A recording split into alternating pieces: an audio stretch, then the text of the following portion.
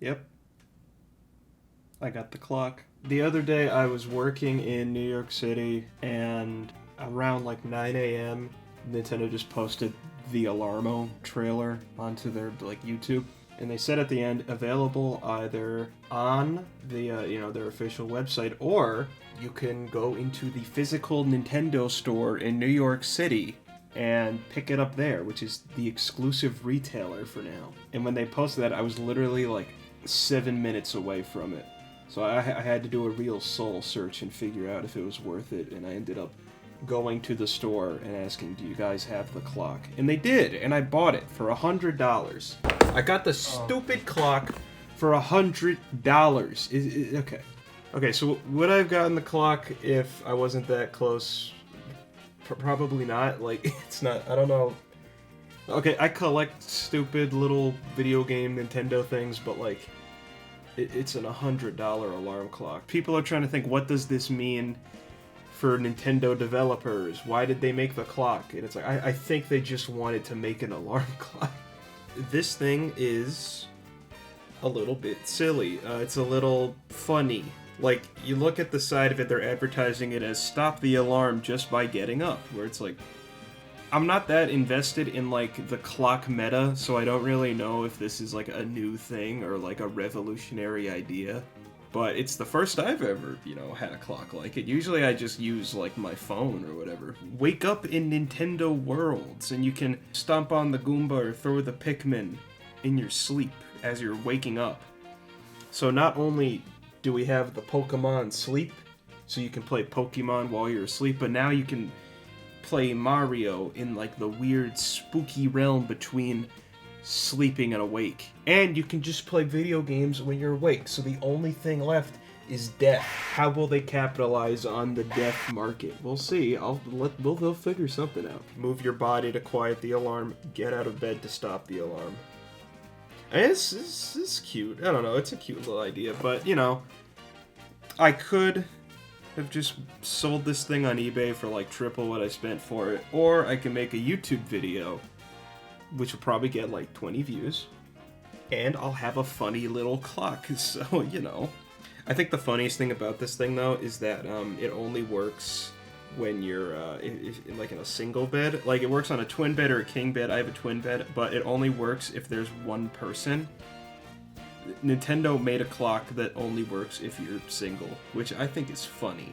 Okay, my initial reactions to opening this thing were that the clock was a lot smaller than I thought it would be. Like, it's not like tiny. I don't know how big you want your alarm clock to be, but like, think of like a stereotypical like alarm clock, like an alarm ass clock. It's probably that big.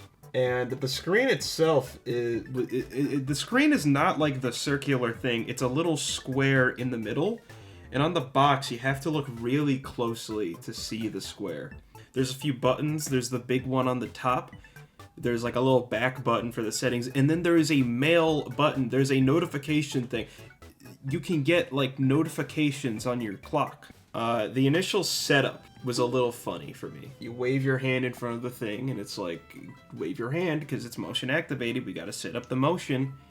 And then it said move left and right. So I moved everything to the bed, and I couldn't figure it out. Turns out it just wanted you to stand in front of it, which I didn't understand. I thought it was a calibration, but I think it was just like, look what it can do.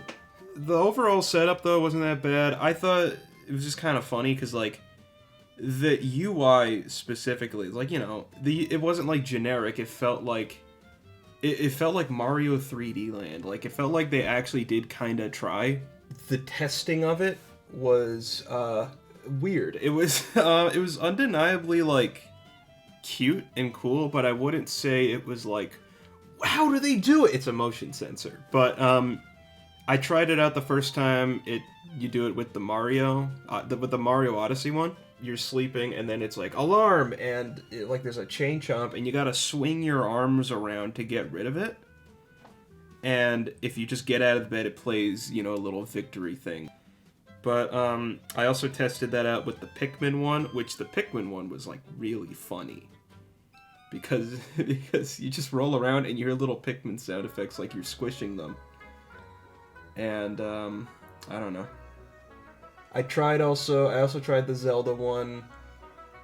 which was also, you know, similar. Like, it's the same thing every time with different sound effects. But, you know, it's a nice little variety. I didn't try the Splatoon or the Ring Fit one, because I feel like, you know, I get it. I get the gist. Maybe I'll try that later on if I want to spice... If I wake up in a particularly, like, Splatoon mood, maybe I'll try that out. But, there's also, like, the night mode feature, where when you set your bedtime, it'll play relaxing music or whatever.